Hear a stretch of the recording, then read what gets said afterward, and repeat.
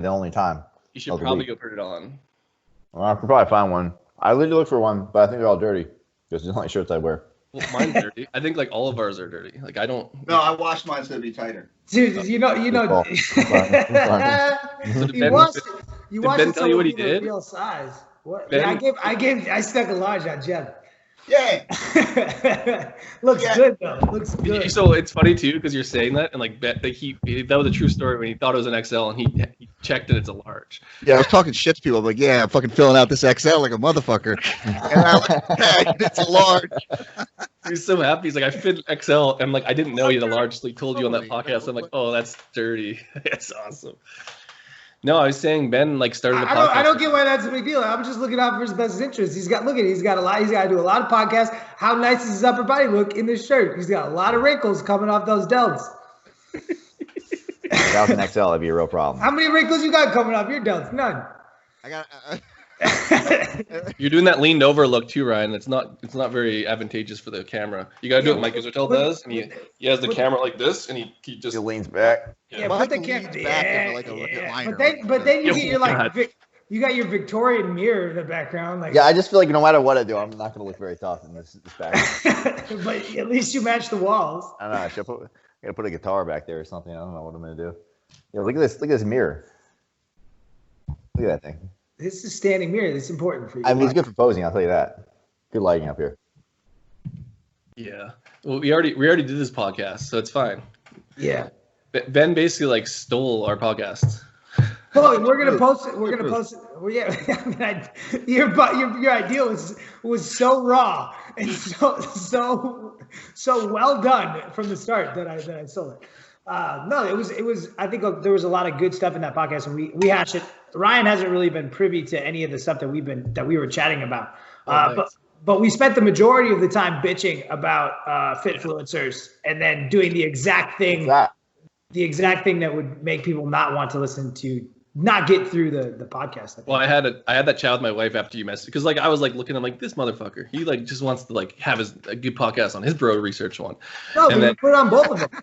No, I know, I'm joking, but I was like, oh, you're right. Like you were like you know how I just like to stab you with the thing that hurts you the most. You kind of did that to me. You're like, yo, you talk about all these things and you want to do all this, and then you make a post about how you don't care, but then you care, and then you talking shit about the fit pro industry, and then I'm doing the same stuff, and I was like, yeah, you know what? Like I totally am, and like I don't want to be that dude, and yeah, so like you made me look internally and realize that I was doing the same thing in which I like make fun of, and so yeah, like I had a self-reflection moment and realized you were right.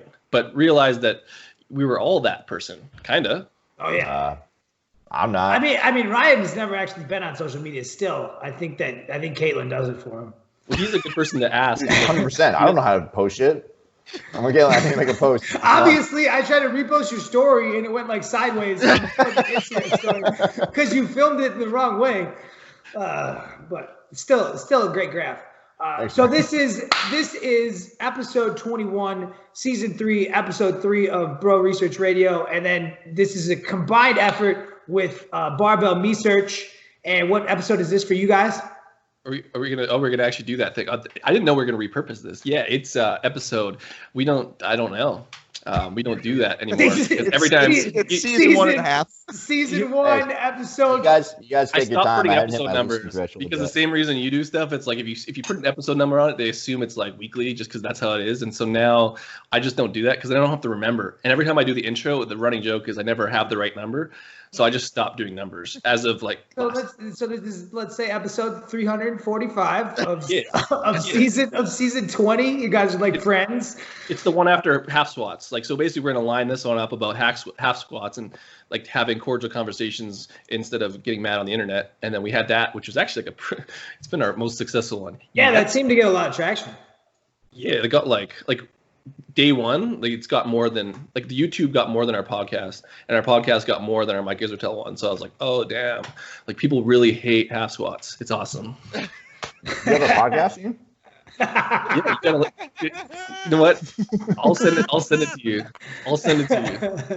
You know how to download podcasts? I heard there's at least one good guest on that podcast. Have you seen Ryan's phone? It's like an iPhone 3, dude, and it's like cracked. and I'm sure it has like 16 gigs of memory. It's already charged. He's gonna have I'm to. talking about. I got the speed charger right here. This is new. This is 2016 feature. What are you talking about? So he's gonna have. When you said on the podcast, he's gonna have to make a decision. Is he gonna delete his pictures of Mayor Counts, or is he gonna download?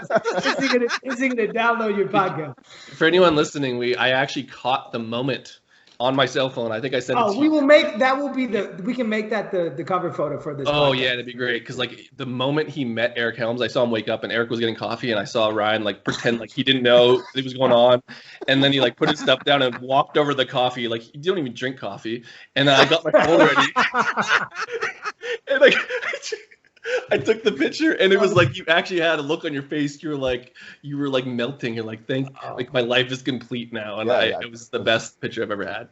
It was Toys R Us. Like it was like the day the N64 came out. Like that was Ryan's face. And Eric doesn't even know these things. Like Eric just thought you were trying to be cool, but you were totally like playing him. Like you're like pretending like you didn't. Kind of like what we have this podcast, pretending like you didn't care, but you cared so much about. So you know what? You do it as much as like we're all the same person. You just do it in person. But I only do it with Eric Helms. So, yeah. But I don't follow Eric Helms because it's that layered. My stalkiness is that layered that I don't want him to even know that I know who he is, and I won't let anyone else know either. So I won't. Did you ask him what his name was when you walked up to him? Be like, hey, what's your? Whoa, you hear pretty much your name. Derek is your name? Okay. Eric. Oh, okay. Cool. What do you do? Are you presenting at this? Like, Did you tell? I think you told him though. Like you quit 3DMJ because Eric wouldn't coach you. No, I did not tell him that. I did. We totally told him that. I think. No, we totally told him. I don't think you were there. That's awesome. Like, 3DMJ does great work. All their coaches are great, but like you literally were so upset that you left because it wasn't. That wasn't exactly what happened, but I can tell you I would never have left if I was with Derek. Yeah. Derek, yeah. Derek Helms. Derek Realms. Okay, outline.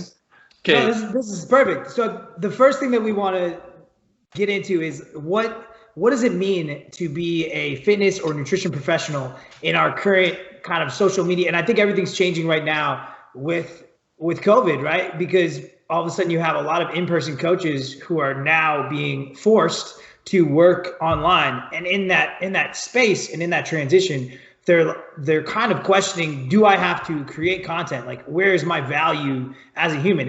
Do I have to put out all this stuff? And I was thinking about it today. I really think that we are yelling. The majority of our content is yelling to each other, and that we're constantly talking about minutia, and it's just fit pros talking to fit pros. And the thing that if you really want to help the general population, it's not by having a 2-hour discussion. My parents like legit laughed at me yesterday. They were like, what was your podcast about? And I was like, we talked about squatting. And they were like, for 2 hours? It's more complicated than that, Mom. And I was like, Mom, this roast is delicious. Yes, we talked about it for 2 hours. And so that really, it just solidified the fact that most people probably don't care about these things to the extent that we care about them, and that information is probably not driving behavior change. So if you're a great coach, don't feel like you need to put out content or you need to have this amazing social media platform in order to be a great coach, because that is 100% not necessary. And so, which begs the question, I think when you want to create content, I think all four of us have gone through this transition of being coaches and then still being coaches, but also wanting to create content. And I think that all of us are doing it for more of a selfish reason. And because, and I mean, Dean's doing it for money, but I'm not doing good then. he's got a boat, so he's obviously, he talks about his boat, and like, like just wait, just watch, just follow Dean, give him a couple days, he's gonna drop a boat comment. It's perfect. And so just really looking deep and assessing Why do you want to create content? And so let's just pass this off to Jeb because he's the oldest one, obviously the most knowledgeable. The running joke is he aged out. Aged out of the system. Yeah. So I'll interrupt you because this is a Go ahead, Jeb. Now I'm going to talk. Is it ours or is it yours? You said so Jeb, I'm going to ask you to talk, and then I'm going to speak. No, go ahead, man. No, you know what? Say what you wanted to say. Like it's obviously. I forgot. Jeb, He'll remember when you start. The PhD card. Like you can pull it whenever you want. I'm in house, Dr. Van House, 20,000 followers. Yeah. Well, I've really done a good job. Where do you think people buy PhDs from? That's pretty cheap. Yeah. Well, and he already so like before Jeb talks, we're all gonna cut him off. If that doesn't work, he just throws out his wife's Instagram numbers. It's like we can't win here. It's true. Like, and you do that. You're like, my life is because of my wife, and like you always know how to get that point across. I'm trying to get a like press, guys. Like you guys make fun of me, but I've literally sent companies, my wife and Aaron's accounts, be like, hey, I really want to get them on the like press machine. And I think they'll see great results. We can make some yoga videos. And she said that's fine. But Jeb, why do you create content and put it out in the world? Part of it is I came kind of in a weird circle around. Like you guys, like I came from other career. I kind of backdoored into fitness. I actually was starting working in the publishing side before I was even training people in the gym. So like I was training, my training partner was the editor at Men's Fitness. I was doing some training. I had done some internships and stuff, but I went in and I was their fitness tech. So I set models up and made sure that they were doing exercises correctly. And then I started writing for magazines. And then I tried to do this online training thing, and I had tried to learn all this marketing stuff. I hated it. Continually tried to develop a social media strategy, and I always hated it. It always failed, whether it was YouTube videos, whether it was blogs, whether it was anything. Finally, I was just like, you know what? I'm not writing enough. I was a songwriter many years ago, so writing's always been a big part of my life. And I said, I'm not writing enough. I need to practice writing. So every morning I wake up and I write a post at the time I was writing a post for Instagram. I had a writing prompt. I picked a word. I somehow turned that into a fitness or nutrition thing. I wrote for 1 hour, edited for basic spelling and grammar, and then threw it up. And it had to fit in the Instagram word count. And that ended up becoming my blog, which is a daily blog, and an email list. And it literally, like you said, it was completely self-serving. It was A, to practice writing, B, to create. It creates content daily that I am actually proud of creating because it's my practice. And it also is my anchoring habit. It's the first thing I do every morning. It sets the tone for the rest of my day. Now it's something that there's a lot of days I don't feel like doing it, but it's just like training or just like nutrition stuff. It's something that I make sure to do. So yeah, it's a self-serving thing. I repurpose everything now. I actually try to do as little content creation as possible and try to utilize some of the same things for multiple things. Now, my recent thing I'm starting to do now is do a daily story based on some kind of client intake thing that I see. Because one of the things when you work with a lot of clients is you forget more shit that happens throughout a day than a lot of people ever go through, depending on your client load. So just remembering to do those things out there is kind of a big thing for me. But again, back to the selfish thing, it helps me to learn doing this YouTube podcast stuff, also content creation, is because Dean and I wanted to learn more. And we were done this phase of the course. We didn't have something to research. We didn't have something to present. So I needed something to push me to continue to research, to read other people's research, to get better at things that maybe don't have a direct correlation to work, but do influence what I'm doing day to day. Yeah. And I think if you talk to people who are creating content, whatever that is, if they're writing books, if they're making movies, whatever it is, that creative process, that you just nailed it. It's a practice, just like training. And it becomes its own wheel that you just have to spin. Otherwise, a lot of us, if we haven't trained, maybe we take one day off a week. But if you haven't trained, that day kind of feels like a loss. Same thing for me. Like if I haven't wrote something or I haven't produced something, that day feels like a loss. And for me, one of the things that I'll ask whatever mentees or whatever you want to call them, people that want to work with me, is what do you have to do in a day to put your head on the pillow and feel like you can go to sleep? Because I think there's a lot of people in this world that they go, it's time to bed, and they haven't done what they've needed to feel fulfilled.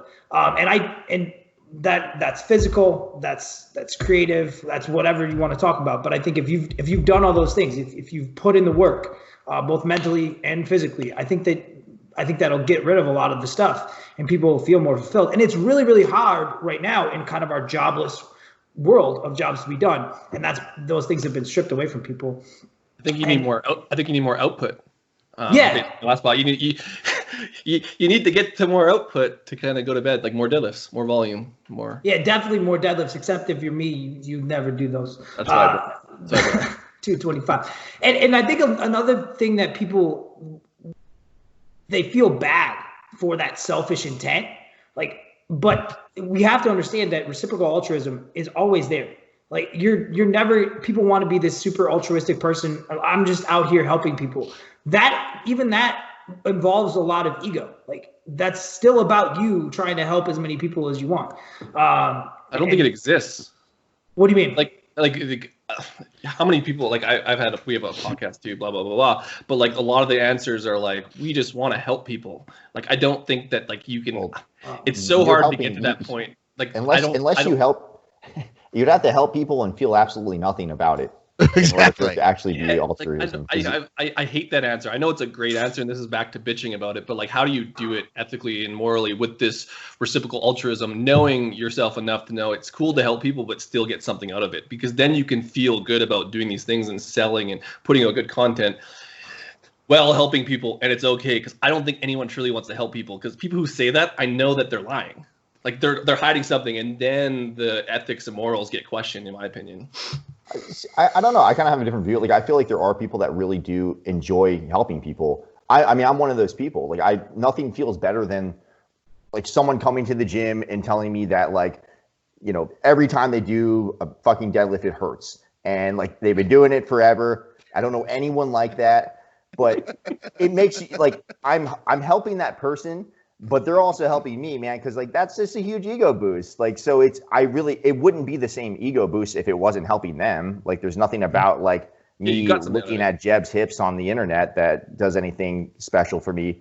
I mean, maybe a few things, but mostly it's that it makes him, it's helping him to get to where he's looking to go, and we're solving this problem. But he's getting a lot out of that. I am as well. I don't think that. So I do think there like are people that genuinely enjoy helping other people, but it's because of really how it makes them feel about themselves. And you look at who has the hardest time on social media. It's Ryan. Yeah, right. Because I don't think I'm doing shit. He really does care, and he has a hard time. He has a really, really hard time being selfish. He's like, if you talk about like Gretchen Rubin's key tendencies, he's probably an obliger, whatever, and people think that's bad or whatever. But he struggles with putting content out because it's about him, and he doesn't want things to be about him. And so that's why I think clarifying your why and then having philosophies around your social, like, why are you using this thing? Like, I hate Facebook. Like, legitimately, like, especially right now, Facebook. I'm in agreement. Dude, it's terrifying. Like, everybody has an equal voice. I can't silence anybody. It's terrifying. So I just post and ghost on Facebook. Rarely do it, and then I try to use the see first feature to see certain stuff from certain people. But so that's my philosophy with Facebook. I don't spend much time on there. I don't even have it on my phone. Whereas Instagram, my philosophy is all about building relationships. So I only follow people that I care about. Like, I want to see Dean's Grundle views. I want to see. I want to read Jeb's posts, and I would love to see Ryan, more videos from Ryan. Just because everyone that I follow, I want to see what's going on in their life, and it's interesting to me. But I don't think a lot of people don't have a filter for why they're using those things, and I think that would really help you, Ryan. Because if you really, when you post on social media, all of your stuff is it rings true, man. Like, it's really, really helpful to other people. And so how do we hold you accountable to doing that? The other thing is, like, social media doesn't put food on your table. directly. And so that's also hard. So it doesn't have, like, there's no reason for you to post on social media because you're a really good coach and you have in person, you have online clients. So there's really, for honing your craft, it's not necessarily that important for you. It's really important for us. Just about it. Well, I think it's interesting seeing the content that comes out from people that need social media. Like my transition into it was like I was always a trainer, but now I work for Strong You. But I work for a company that gets me clients. I could post nothing, and you can kind of see as my social media posts have gone from a trainer to an online coach working for another company, I've dropped off on posting and my income goes up. But the stuff I do post has been more just for personally, I just can get it out there as opposed to trying to do this thing to get clients. I think the content ends up becoming different because Ryan's stuff is just all personally driven and it's all really good. Like I think we can all agree that anything Ryan posts with his 5 posts, there's 5 good posts there. It's bad enough. But that's, I don't know how you kind of capture that. But again, that's not, at the same time, Ryan's not selling to Gen Pop people. Like it's literally our strength coach community thinks it's all good posts. I don't know if that's good for business. Mm-hmm. You know what I mean? Yeah. So that continuum of like, you're the only one in this group making money from fitness professionals. So like, I can understand that you would write to a certain level, and I don't know the right or wrong answer, but like, no one's paying Jeb and I to go to like meditate and learn about bro stuff. You know what I mean? Yeah, that's the other thing I was thinking about is, man, how many people are actually getting clients when they post on Facebook or Instagram like, I'm taking new in-person clients? Like, I can't see that working at all. Like from both of us have I think all of us have built up in-person client rosters. Mm-hmm. I've got all of those. Every one of them I got through referrals. Just from doing new work. And some of you might be more business savvy than me. Like, how much do you think those ads and all that stuff work for actually driving in-person clients? I can see it working for online clients. I think that's the conundrum. So like, I know some people in the fitness space just through my travels and whatever, but the people making like $20,000 to $40,000 a month on online programs and Facebook ads, they have 100,000 plus followers. They're and there's a few things you need. You need that following. You also need to have the body or the lifts or something that people will buy. And then you have to have the thing that people will buy. Then you have to pump money into ads. If you're not that person, you're kind of like, think about all those things that you need to make that kind of money. Like, that's a lot. And I think that's everyone's racing. But you're still not selling coaching. You're selling like an ebook or something or a challenge or something. And so like, that's their job. But to get there, I think that's where we kind of make fun of social media posts and fit pros and stuff. I think there's a lot of people racing to get there, and we make fun of the ones who can't get there because their content sucks or whatever. And then there's this conundrum of, we're the assholes who are making fun of this. People are trying to grind their way to get to this thing, and we know the top % of those people are only making money. And so it's hard to watch from the outside, knowing people personally who are making that kind of money and seeing 99% of people trying to get there and knowing full well that it's ruining their content. And I don't think they're going to get there. So it's then what do you do? And that's kind of why I haven't posted, because I'm like, well, I can't be that person. So now I'm not going to post, but I can do this podcast thing. But it's kind of like, it's just hard, because you know what I mean? Like, you've just chosen your poison. Yeah. It's not that you're not like your podcast is your marketing. That is your tool to get out there, but whether you realize it or not. Yeah, but when we talk about specifically, so we're talking about posting in Facebook and Instagram, it's like the real money that's made. Like, we talk about people making money. They've built those things, and probably in a time where it was easier to build those things, and now it's tough to ethically sell. This is the way to do stuff. We talked about business coaches and stuff, but like, you need to do these things, and you post every day. You need to put content, blah blah blah blah blah. And a lot of them just invest a lot of time and money and don't get the reciprocal nature of that income coming in, and then they're like, well, I should just quit. And so like, that's where it's like, we're talking about, and Ben has a course where, how do you do it so that it's kind of purposeful to you and you can get it out there and hopefully get there one day without trying to chase something that's not going to happen. You know, like, it could, but like, you're not getting in this game to make money. I think a lot of people are, and they're realizing it's not as easy as it looks. So that's my thing, is I think both of those, like, that's trying to be a big fish in a big pond, right? Yeah. But I think a lot of people, like, if you're a coach and you're trying to use social media to get in-person clients, I think you're a little fish. I think you're like, imagine like your demographics, like you're trying to hit someone via social media in like a 1 or 2 mile, 3 mile, depending on maybe 10 mile if you live in a rural area. But you're trying to hit, like, your fishing pool is so tiny. Like, I don't think that you can use social media to try to get that. Maybe you can with maybe someone a lot better than me. You can try to get people that way. And I can see gyms using it to get people in the door. Yeah, locally.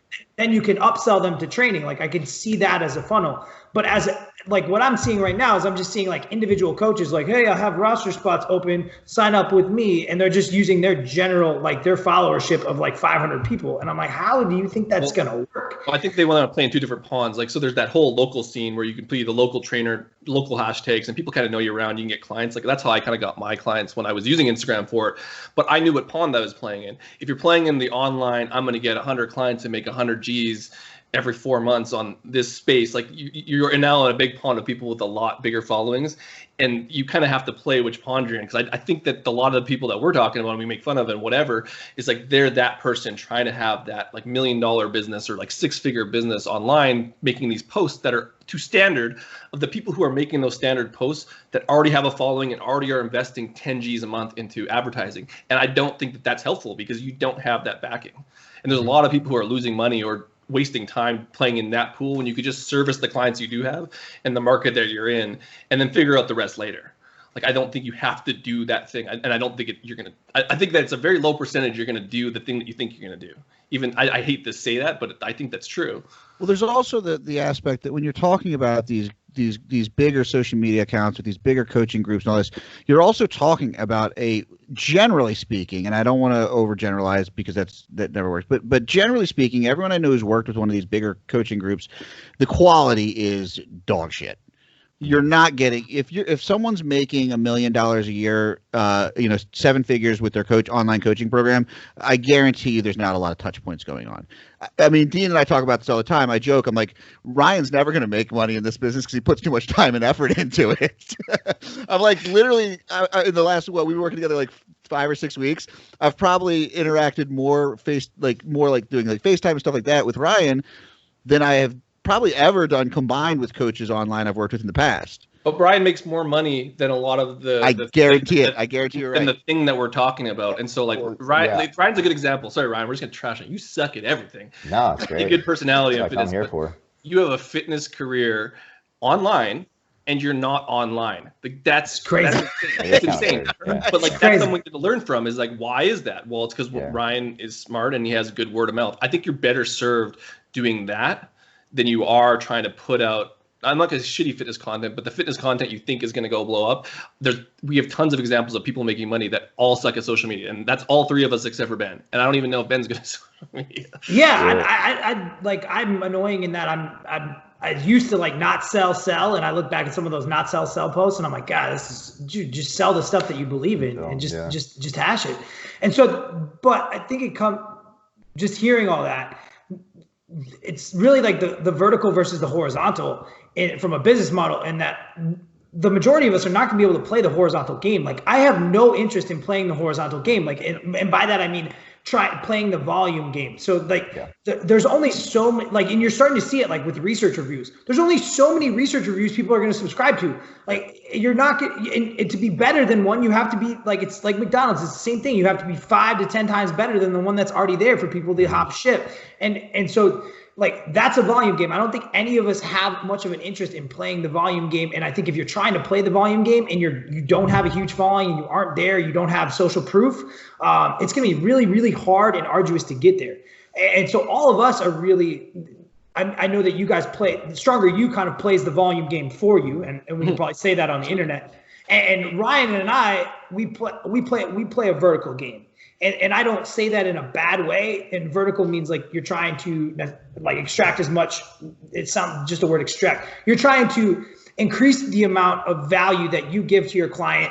So he has a lot of touch points with his client. It's not scalable. And it's intentionally not scalable. Yeah, I wouldn't want it to be. and I love the book Company of One for that. If people like, because so every step bigger that you make your business has a cost. And I think a lot of people just think bigger is better in terms of business, and they don't ever think of sustainability. And I've been in companies that just like growth at all costs, like growth to pay off for the growth. And those companies, a lot of times they fail, like, because they're looking for IPOs. Absolutely. And I'm really, really thankful to see that.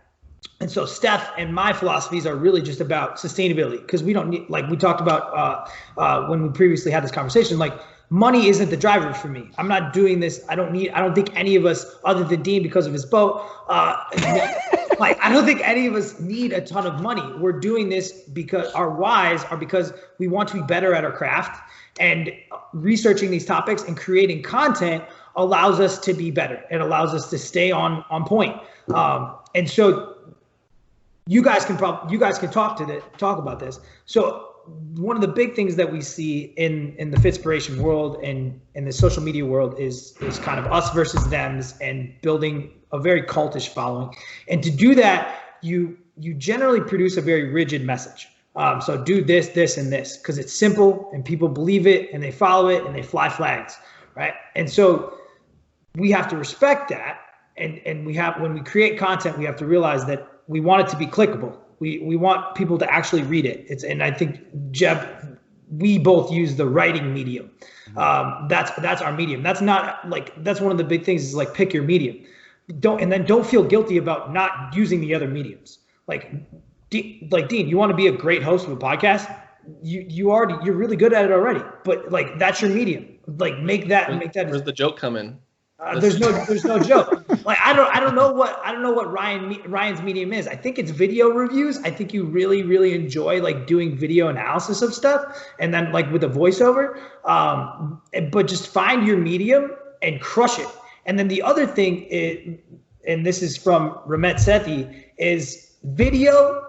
Unfortunately, every one of these mediums, unfortunately for Gemini, writing is the $2 sandbox. It's actually $0 sandbox because it's information is free now. So you basically just give away your writing to try to move people to something that they inherently value more, and that's video. And the cool thing about video is that you can go video to audio, and you can go video to writing. And I think one of the big things that you guys saw in the course is that transition from the latter.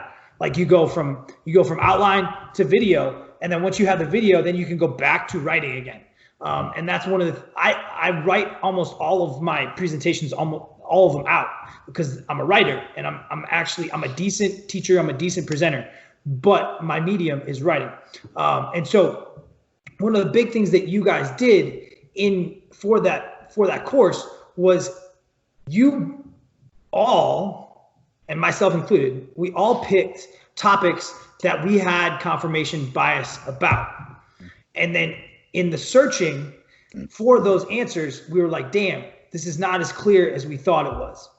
And that has been the only way that I've found to break the rigidity of the people that believe whatever the insulin story or the CrossFit story or whatever story they define themselves by.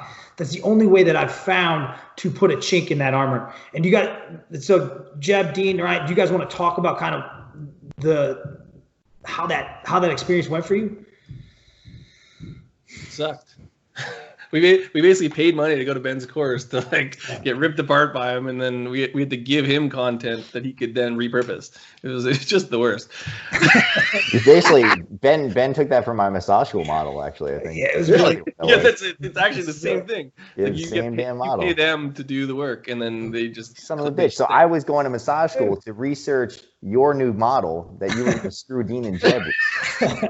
Well, I think so. The one thing I want to say, like, the shitty thing about like your model and the way you did it is like we had to go research and kind of like realize that we don't know anything, and then we had to learn more, and then we had to realize that our biases are wrong, and then we had to research all this stuff. In that process, I now realize I can't be that person on that you call that horizontal line playing in that pool, because I'm not going to plant a flag here because I can't, like my brain doesn't work like that, because now I know that I want to say I'm in the matrix, so to speak, or I'm out of the matrix, and it's like now I have to choose something that I know I'm going to make less money on, but it's going to be more ethical content. So it was just interesting because that whole process gave me something to make content, but my content inadvertently is going to be less biased. I'm going to be hanging less flags, but it gave me more passion in the thing that I can do so that I can repurpose it forever. And I realized I'm in a different pond now, so to speak. Does that make sense? For sure. The integrity issue, I think. Right. You'll also have an existential crisis if you post something that's too rigid, right. because you're always, if you look at science and I talk about my PhD experiences. I literally had this academically beaten out of me. In that I would give presentations, and if I didn't go through every potential negative or limitation of that research trial or of my overall scope of what I was talking about, they would pick it apart. And so I was like, all right, if I talk about anything, I have to do my due diligence. I have to have the naysayer in the audience. I already have to have them in the back of my mind. I have to be thinking. So Dean, your presentation was on metabolic flux, which all of us in this room feel is important. I think that getting the hardest thing in dieting is the transition off a diet. Like how do you somehow eat more and deal with this not only physically but psychologically? And so you did a really, really good job of presenting the research in favor of that. And I think you started it like, I don't care about the negatives. And then by the end, you're like, you got to a point like, all right, yeah, this matters for sure. This can be really, really helpful for my clients, but it's a tool that I can use. But this tool has downsides. And I think that's why your second presentation that you did week 2, that you actually paid me more money to give the same presentation twice. which is really, you're like, just do it again. You played me, man. I get it. But I did help you with it, and then I recorded it for you, and I gave you the content, which you have then repurposed and used to be a FitFluencer. And so, I'm just doing my part. But we talked about kind of the potential disadvantages of that metabolic flux situation. Is like if someone gets used to eating 2,800, 3,500 calories, and they break their leg, or they step on a piece of glass or whatever it is, and they can't get those steps, or they can't reach those NEAT goals, they're going to be screwed, because psychologically then they're going to have to all of a sudden just drop their intake by 1,000 calories. So that's a potential limitation. That whole process though. So like if I look at the avatar of what that's for, like we're talking about that vertical line. Like let's just assume we're not going to be what we would deem these people that are making millions of dollars on the internet with our booties out. I mean, Ryan would be really good at that. Like he has more naked pictures than all of us on his backup plan. Yeah, you could. But your lats are too big and it looks gross. So well, you haven't seen me in a wig, Dean. That's true. But so what it did with the content was like I felt like I could go into writing something, whether it be a post or whatever, because I think a lot of people that are in my spot as a trainer and try to put content out and just at least make some money or like be in the next level of which the people you look up to is that you're writing information, you're scared, or we talk about imposter syndrome, but you're scared they're going to fuck you up when you write something. Oh man, you're an idiot. You don't know. Did you look at this study? Yo, you better research some studies and like then come back to me. And what it did was like made me realize that I can look at both ends, present them in an ethical fashion, but also talk about both points and how I might be wrong. And then you kind of create this bulletproof, I don't want to say it's all bulletproof, but you create this product and now you can feel confident putting it out there. And I think that will lead to more content. And I think we talked during the course and I was like, I get how you researchers, you PhDs, you influencers, but I get how you do it. Like you build this idea and you put this piece out and then that leads to another research question, which piles on top of something. And now you're starting to build this career based on content that you're putting out that is all ethical, that is all research that you feel confident about. And I think that part of the process allows you to then create. Because my biggest problem is I didn't want to write stuff that would get torn apart. So I just didn't write anything. Like the podcast, I can do whatever the fuck I want. I can say anything, and like no one can call me out on the podcast. And I tell people I deadlift 700 pounds. So like, what are they like? Fuck you, motherfucker. But that doesn't happen in writing. You can't put that stuff out. And so you can. You can. So that's what I mean. So you can. But you just look like an angry gorilla. Yeah. Well, I think I look strong. I mean, I think that you probably look like an angry gorilla on the podcast as well. But yeah, possibly. I think that's a good. No. But you know what I mean? So like, not that we're trying to sell you can learn that stuff on your own, but I guess like I picture this person, and that's the reason why we created this in the first place, was I picture that person who doesn't put anything out and they don't get to climb the rung on that vertical list, but then maybe possibly play the horizontal game. And I think that's the way you need to play it personally, because I think you can do that and then you can back it up and you can not feel like you're selling bullshit. Because I think that in some form or fashion, when I was putting out stuff, I felt like I was slinging bullshit. I was doing infographics, I was doing all the stuff Jordan Syatt said to do, and it worked. I was getting thousands of followers, and that's how I got a lot of my following was infographics. I look back on it and I want to delete all of it. It's just too far down, it's too much effort. So like I don't have to be in that spot. It's that whole thing of like if it's what you value. You know, if you just value making a ton of money or whatever, you just put out some bullshit product. I mean, if you're a good marketer, you can make money in fitness. Like you're a marketer, and that's what half these guys are. which is nothing wrong with that. Yeah, you might as well sell robotic vacuum cleaners. Like I wish they it's doing the same thing. Yeah. But if you want to get really unfortunately, moving up this ladder has not done anything to really increase my potential earnings. Like, I'd probably be able to make a lot more money if I just stopped caring a few years ago. But every time and monetary investment I make is so, and this is where we come back that reciprocal altruism. It's really solely about getting better. I spend now more time on my clients doing things that are way more work and way less, fiscally or even maybe even results driven outcomes, but it makes them better and it feeds my purpose of what I'm doing. And that's really like all of our passions is we want to be the best in as we possibly can. That doesn't mean you necessarily need to coach a ton of people. All of us want to make good art, whether that art is content, whether that art is our clients. We want to do good work. And so our value systems are not about money. If your value system is driven by finance, stop listening to podcasts. Yeah. And legitimately, and that's fine. That's what we're that's fine. That's why we're doing this, because I think that we're not pandering, but I think that we can help that person that's like us do things this way, because we're in an echo chamber where we think it's right. But I think that now we're offering solutions. As the one we recorded before, we were making fun of the horizontal. We were making fun of our own people when we're just kind of saying this is where we're at. I think that this is helpful, and I think that they're two different games, because we're not selling business advice. We're just saying I think you can start doing these things a better way to then have more earning potential, but doing it without trashing everything else. Because I think that that's kind of where my head was at before all this. It was I wanted to make fun of fit pros and FitFluencers and all this shit, but I do respect what they do. I just know that I'm not there.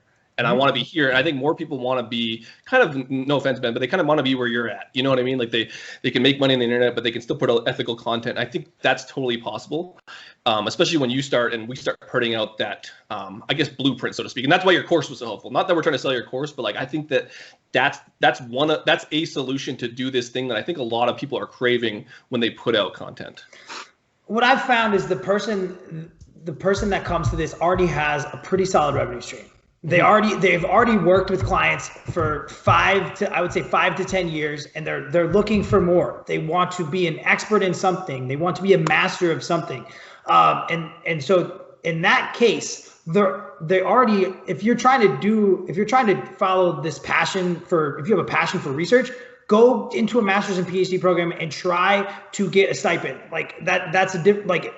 That's a different thing to do. Now, if you're already an established coach and you have a financial revenue stream and you're doing this because you want to get better at your craft, then we're having the same conversation, because now we're integrity driven. Now we can what's the amount of money that allows you to, for me, money is just a gatekeeper, really, because I want people to pay attention, because I've tried to give away stuff for free. It's an online course, right? I can give people access. I've done that a ton, and they almost never complete it. Never. I've had one guy complete it, and he's the person. He's just that super upholder tendency where he's and I'm glad that I gave it to him, because he just crushes it.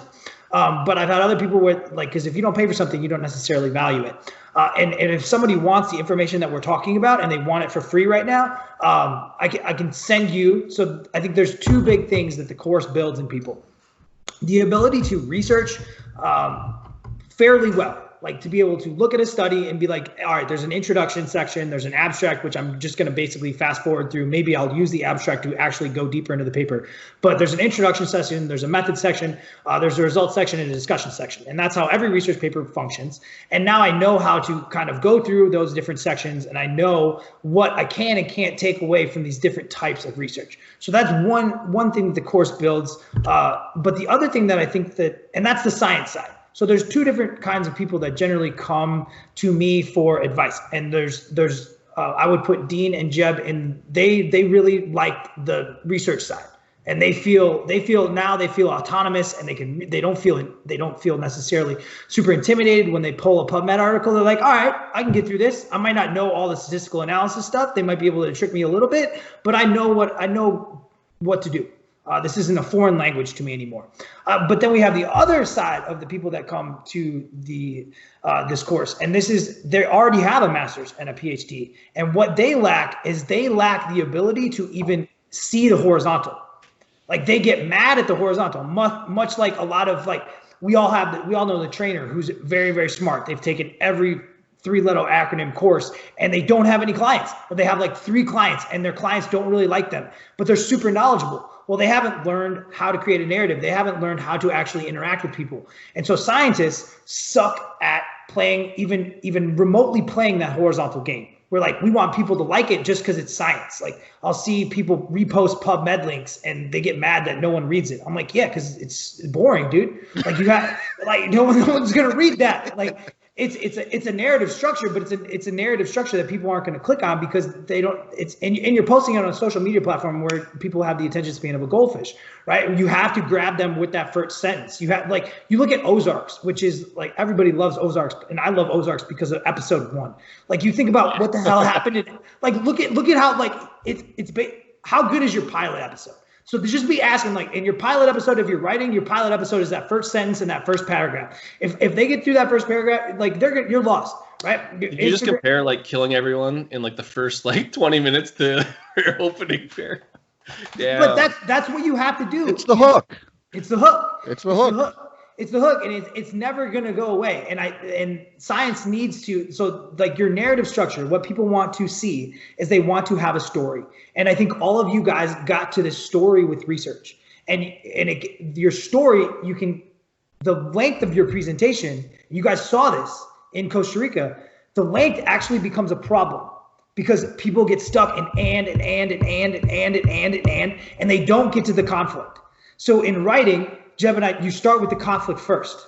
Like you start with what is this pinnacle, what is the climactic event of the conflict, and then you have the resolution, and then everybody feels good. Like so, that's like the hero's journey or whatever you want to call it. Yeah. So like you start with the conflict, and then you work back. So the 2 biggest things in your presentation are the conflict and your hook. So how are you going to hook people? How are you going to get people to pay attention? And then your resolution is your final slide. And by that point, I'm always thinking that final slide, I hope people should be able to make that final slide themselves. They should already know what is going to be there if I've done a good job with that narrative structure and with that storyline and with that creative process. And so there's really 2 things. In order to create ethical content, we have to be good at creating narratives and respect the Hollywood side of what we're doing, respect the FitFluencer side of what we're doing. But then we also have to respect the nuance and the contextual side of research and the fact that science is not about proving anything right. It's about finding all the untruths. And that's a very, very, very hard place to live. And you can see it because scientists, how many scientists are playing on social media? Not a lot. Not a lot. I know one. Dr. I mean, there's a few of us, but if you're a tenure track professor, you're not going to be like, you're not going to be like, oh, I'm going to go do a Facebook. I'm going to. Alan Alda, the actor, actually has a group who's it's an NGO. Their job is that they recruit scientists and teach them how to talk in front of Senate so that they can actually sell their ideas, because that's why we have shitty laws around anything science-based, because they go in and browbeat people with information and the senators go, I don't know what the hell he's saying. Well, and that's why this is a solution, just because like how many times have you heard like I know there's like tons of coaches that are online that are like the best coaches in the world, you wouldn't even know it. But I think that's an issue. Because like, how is this industry supposed to be moving forward when there's all these like Ryan? Fuck you. Perfect. You're a perfect example of someone who like does tons of stuff. I posted I got like 35 posts. Man, exactly. In the last 4 years. Exactly. You put your video fucking sideways. But it's just like there's a lot of people that we would say are unknown if you're in the social media world, that would get blown away. Like you would blow people away in terms of like you would blow everyone.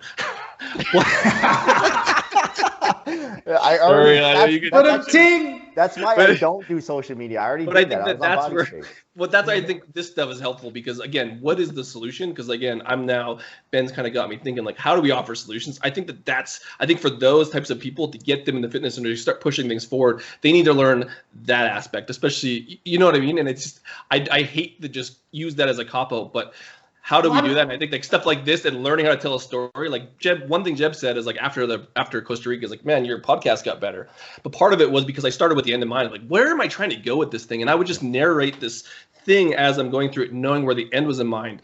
And it's been super helpful because I have been looking at like, what do fit pros are trying to, what's the main thing? And we talk about half squats, but I looked at like, man, everyone's on fire in this half squat world and they're all arguing lanes on there and all this shit. But like, that was a thing that I could then use to narrate to get to that spot, to get a piece. And I think that learning from that world is helpful in terms of building that vertical. I think we can learn lots from the horizontal, maybe not necessarily on how they do it, but the stuff that they attack is the stuff that might make you grow, because that's why they're rich.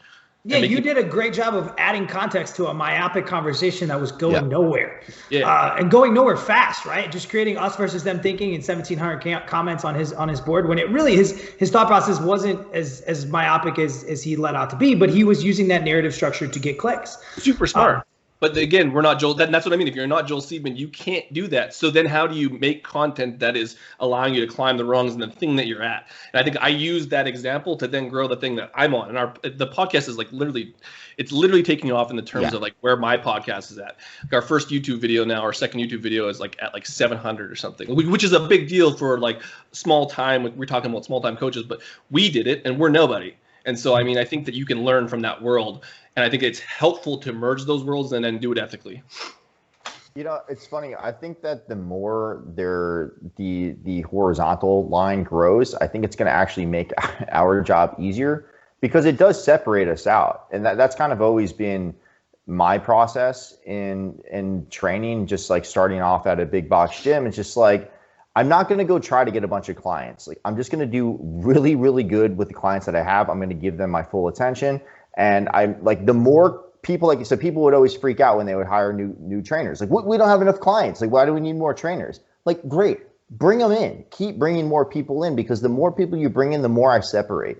You know, that's always been my idea with this stuff. Really so I don't get pissed off when I see, like, I mean, I do. I definitely have, like, there's a fucking visceral feeling when I see people going, like, and that's a lot of times why I'm not on social media. I follow like 9 people. So, and I just discovered this search thing in Instagram. And so there's a button. I'll tell you guys about it. There's a button on there. It's like a little magnifying glass, and you press that, and a bunch of shit pops up. Immediately I didn't post anything. It's like other people. I didn't post it. Other people put it on there. It's incredible. It's like people from all over the world. So I'll see a bunch of that stuff, and they'll suggest things, and I'm like, this is fucking crazy. What is all this crap?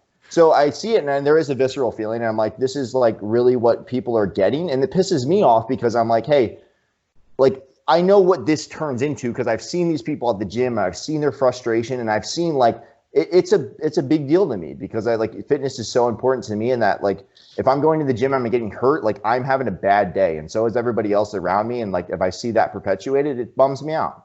But I don't really care at the same time. It's like, the more that we bring those people in, it just like becomes even more saturated, and it's that much easier to separate ourselves from just by doing good work. So I think you have to figure out for yourself. You have to identify, like, what do I get gratification out of? Do I get gratification out of having a new boat like Dean? Which is fine. If that's what you want to do, you have a new boat. You guys get together before? Like go down Dean's Road, you know, and hop in that golden cage, brother. Make that money. That's cool. Like, but you got to go that path. Don't go the biomechanics, like, super myopic path when you're trying to sell. Like, that's not going to be you need numbers, dude. And those are not the people that are buying. But for the people that get gratification out of doing good work, like we're talking about here, which I'm not trying to make it an us versus them. It's just like, it's a path, and you decide what you want. But if you get a lot of gratification out of really feeling like you did a good job, then you probably want to be looking more vertical. Well, I think we're more them than we think. And I think that's why this was like a good podcast to start, because last time it was like, I think you guys made fun of me for being a fit pro, and you like define a fit pro, and I like defined it horribly. But it's like, the more I start to realize, is like, I'm kind of in that world. It's meshed together. So you got to play that game. And it's just like, I think when you talk about that, I think that we're more fit pro than we think we are. And that really got to me, because I didn't want to be that thing, but I am that thing. And so, like, if I'm going to be that thing, like, let's talk about how to do it better. How can you do it the best? Do it in an authentic way to you. Do it in whatever that way. Yeah, even though I'm not a fit pro. I'm not a fit pro, but I'm going to be like the meathead fit pro. Like the bro research is like, I'm a bro fit pro. Fit pro. Bro fit pro. Fit pro.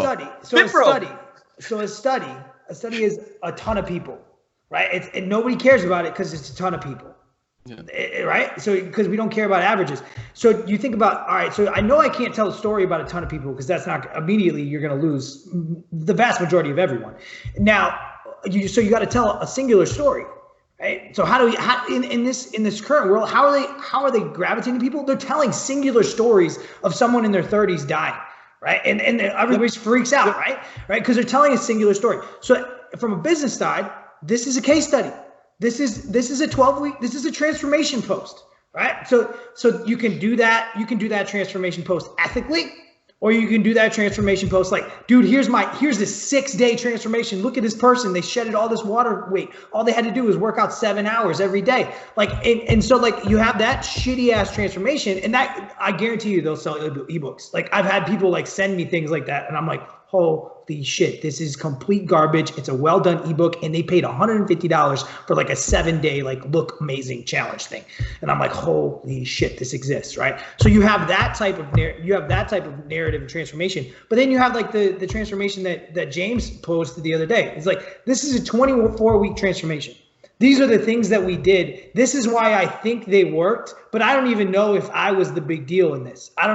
So like this idea, like, so it really told a different story, and it told a different story of him getting out of the way and the person being the hero of that story. And I bet you that did really, really well for him.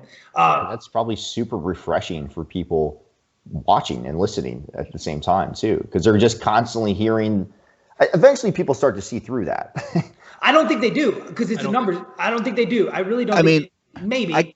I don't know. Tell you, I've got a pile of insane transformation pictures, and they're all the easiest clients I've ever worked with. And I say it, I'm like, this is not hard. This is someone who just is fucking awesome.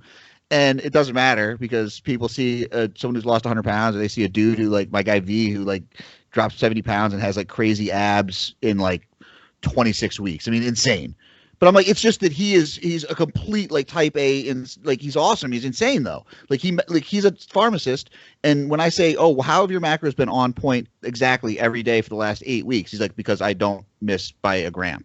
Yeah, like, so he's probably a danger to himself, right? Because he's on the other end. Like you could push him, him to the spectrum of like, man, he's like being super OCD with his food, and so, but just layering in that context is so huge. And then you're like, hey, I was his advocate, but now I'm actually worried about him. I'm like, hey, dude, how do we get you to lighten up? Like, what happens in the holidays? Are you like estimating your Brazil nuts? Are you actually able to be present with your food? Yeah. I mean, that's where, like, I'm not a big cheat meal guy. This guy gets a cheat meal once a week, just because, hey, you can't be crazy. Yeah. It's a How test. can you be? And he likes it. I think that's going. So the cool thing is, like, what you're like, I think that you wanted to talk about this was like, there's like integrity and all this stuff, but I think that knowing both of the games allows you to choose which way you want to go, because you could kind of ethically sell a 7-day cleanse if you really wanted to, but you know it's going to work. I just wouldn't do it personally, but I think if you personally would want to make some money, like Ryan needs to make a little bit of money to buy a boat, like you could do that. You know what I mean? But I think it's helpful to know both of them, as opposed to just landing in the spot and being that person and then hating the person you are because you didn't understand both sides of the story. I'd rather have a female for a wedding. I'd rather have her do 2 weeks crazy than, 7 months and tank her whole hormonal system. Like, you know what I'm saying? Like, yeah, strip, like, because those transformations are crazy. Like when, like, obviously cutting water can be dangerous and stuff. And I don't ever do that. But if you had someone who's good and they sold that as an actual product, like, hey, you have to get ready for a photo shoot, I can get you a little bit better. What have you been doing then? Like, you look like you've lost a bunch of weight since the last time I saw you. Who, me? Yeah. Yeah. I just got this sweater on. I'll show you. I'll show you the trap. I want to sell that ebook. How do I look like not big? Because I like hate muscles. Like I'm a 50-year-old female, and I can think muscles make me look bulky. I want that program. There it is. Dude, you know that he gets a pump before every podcast. No, I actually did it today. My legs. Right now. You're filming it in a gym so that everyone knows you lift. Like, that's like the problem, dude. The problem is I don't stand like fucking Johnny Bravo all day long like you motherfuckers. Like, you want to look jacked? Just fucking. It's because we bench press and deadlift. Dude, like, haven't you figured out that? Yeah, and who's the one who's not in any fucking pain? This fucking guy. Like that you are in pain for sure. Existential pain. I have zero pain. Like ask Ryan, it's a problem. Like I hurt myself once in like the last 5 years. So think about that statement. Like I could look like you, but then I'd be in constant pain. You can push it. I think. Is that my question? I think best of both worlds. You can push a little bit harder and not be in pain. We'll be all agree. All I have to do to push harder is this, dude. All I got to do is push my chest down. That's all I got to do. You impressed now? You impressed? No, I'm not impressed. You got more narrow on that one. You're literally one of the smartest people I know, and you can't get big.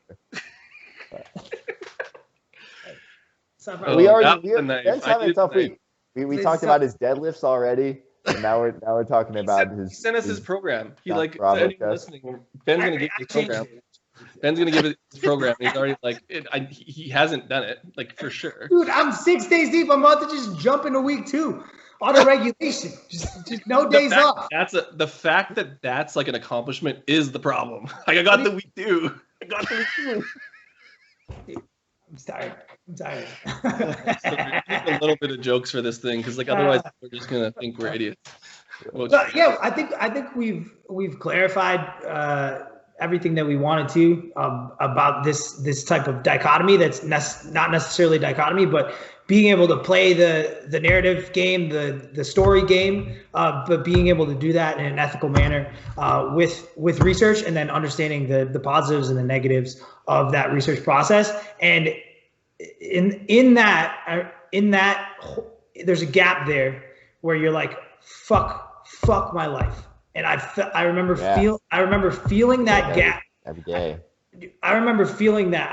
I'll tell you guys, like I felt hook, line, and sinker for like the paleo story. I think I was 25, like CrossFit paleo. I felt, and so the beginning of my graduate career was like, how can I tell this CrossFit paleo story? Like how annoying, like just think of my graduate advisors, like dealing with this 25-year-old who just, all he did was work out and eat fucking sweet potatoes. Like so annoying, this kid.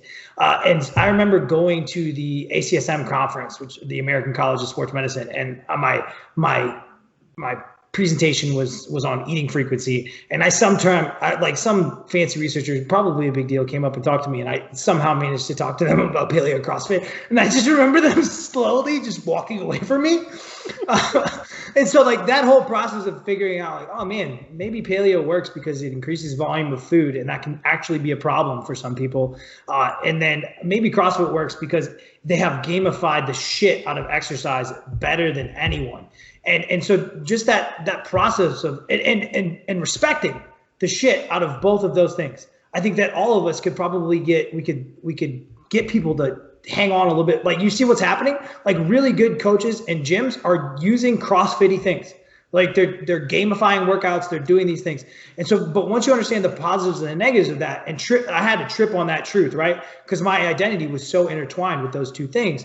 That can be, if you go through this process, I can tell you that you're going to have fuck my life moments. And that is, I hate to break it to you, part of the process. And people hate that answer, but it's just got to happen. I mean, that's where I'm at with that right now. It's just like, dude, every time I learn something else, I'm like, fuck, I don't know anything about anything. Not even necessarily that like I was wrong about other things, because I've never been wrong about anything in my life. But just learning that there's so many layers. That was a joke, by the way. There's so many layers of stuff that it's like, man, you start peeling back the layers. You're like, holy shit, I don't know anything. And that, like this last presentation in particular, like I presented at Ben's 3 times now. And this last one was like, that's when that really clicked. Where all of a sudden because Dean, you mentioned like, oh man, I don't want someone who really knows this shit to ask me questions. I don't want Tommy Wood to be like, hey, what about this? What I was worried about is the people that don't know anything, because they're the ones that'll really make you look stupid. Because if they ask you a question like, hey, where's glycogen? Like, where is glycogen in the muscle cell? And I'm like, it's in the muscle. Well, no, like where? Because you mentioned all this other stuff, all these other organelles and all these different proteins, but where's the glycogen? I'm like, fuck if I know. So you start going down that road. The glycogen's there. Yeah, I'll show you the fucking glycogen in my biceps. UCA, you want a deadlift? Shut up. Get up here, you're doing lat spreads. Put $700 in the box. This is my podcast. You stay there until you pick it up, boy. Yeah, I shut it down. Like with mine, Ryan, you weren't there because you missed both of our presentations because like you're a big deal now. You present in front of Eric Helms, just peace out early. Slide in. Like you just start with like, this is my show. My girlfriend's got a PJ. I'm just gonna leave. Please don't say Eric Helms and slide in the same sentence again.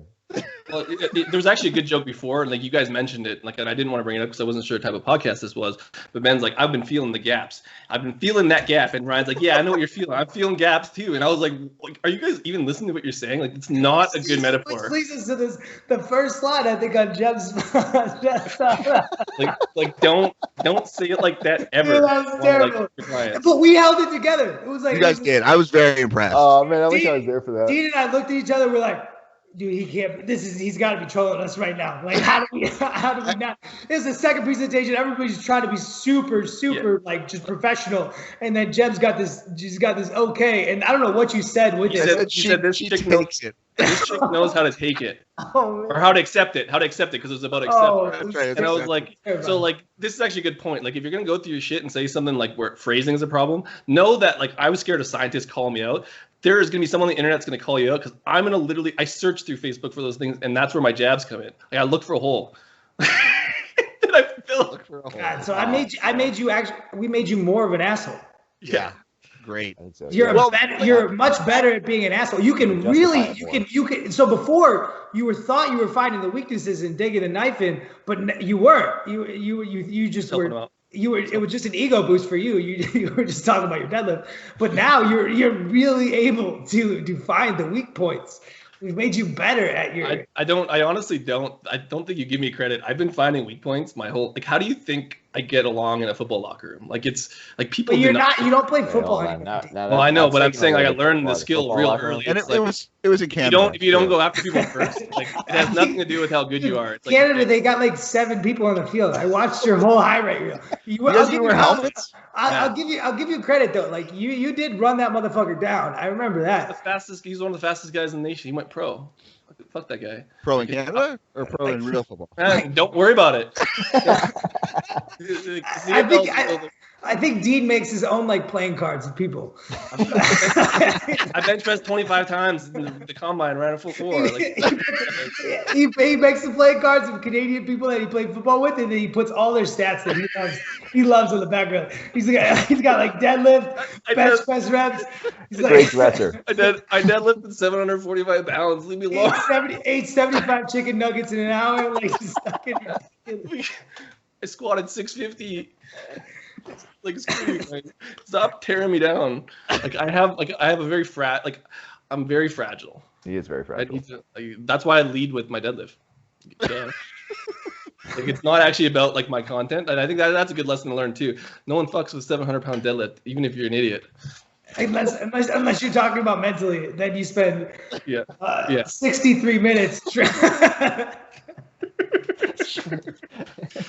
I thought we were trying to like do this better this time around.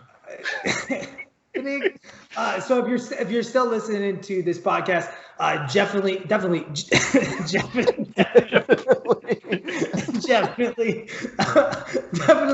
check out Barbell Research. I think you guys are really. I think that should be your niche, man. Adding context to myopic issues, man. That'd be great.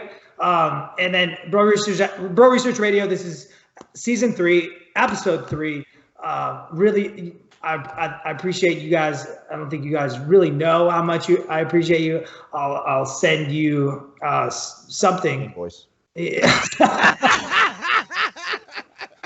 Like, I actually just asked you for one thing. I said, send me a fucking deadlift, and like I still haven't received it.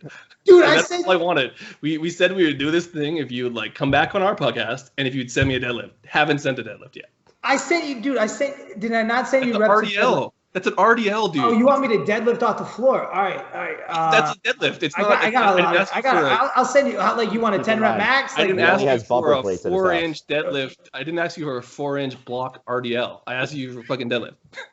Like, I'll send you some deadlift videos. I'll send you a collection. I want a new deadlift video. I don't want.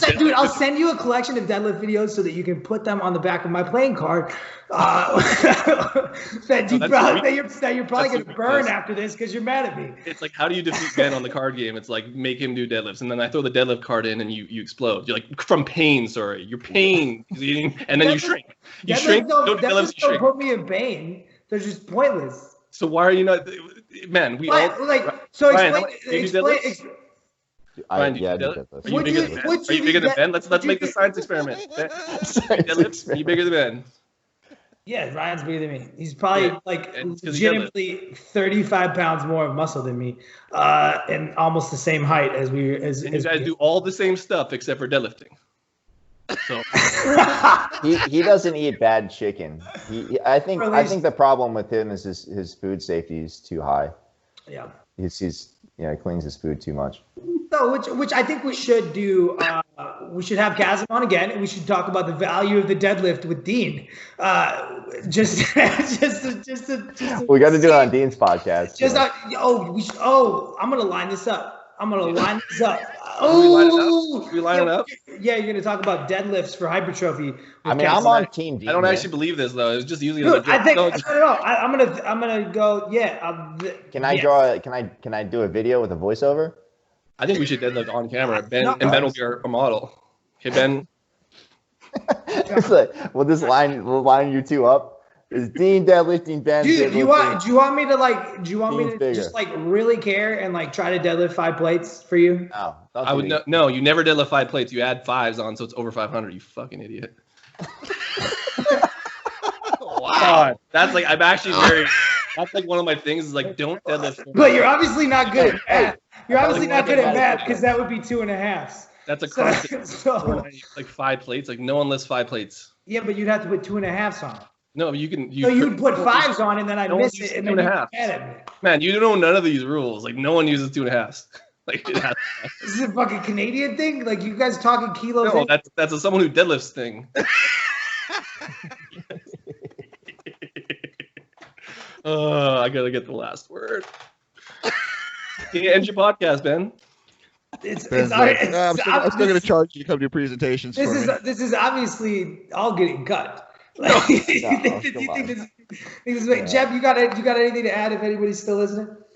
You You got to respect our elders. Respect our elders. I can't imagine anything to add at this point.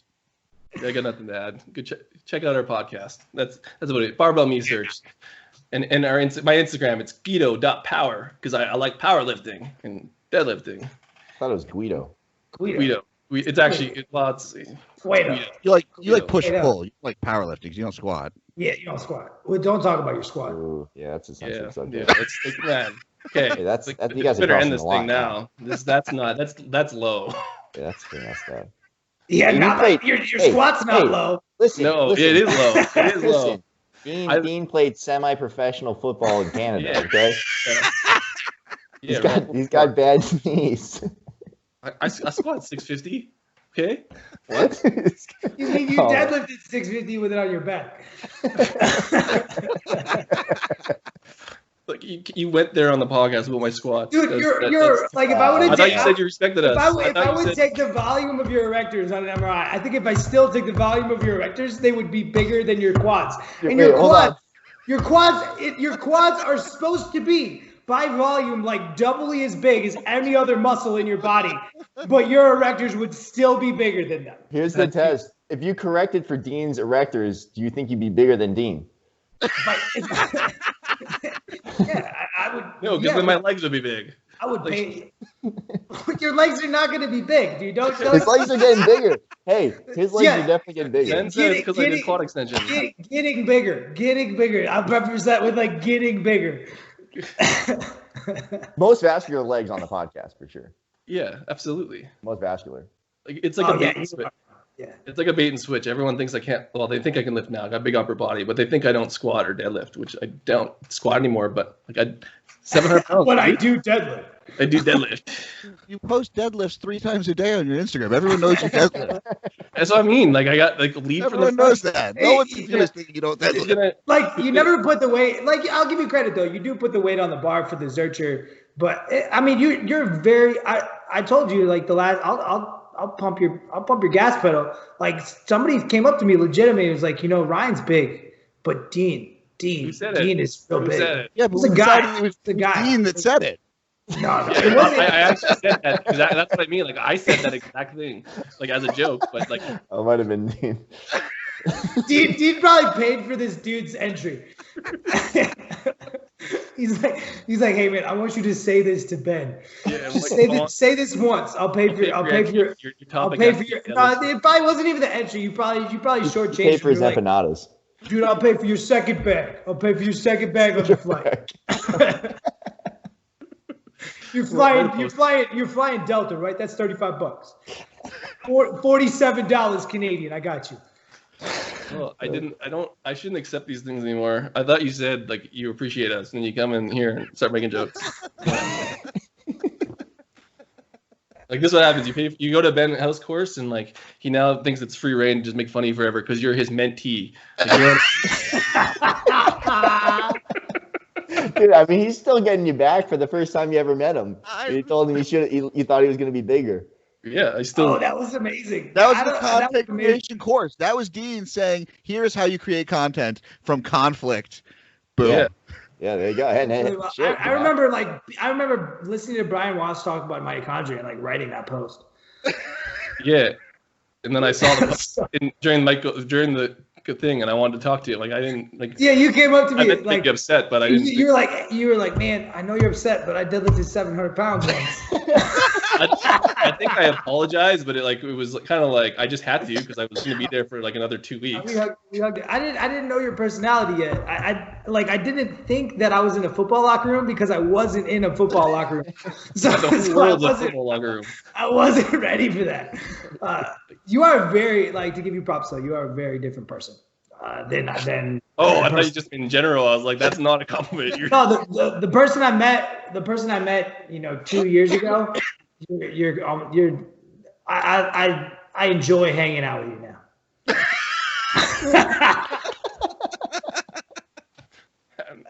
Is anyone still listening to this?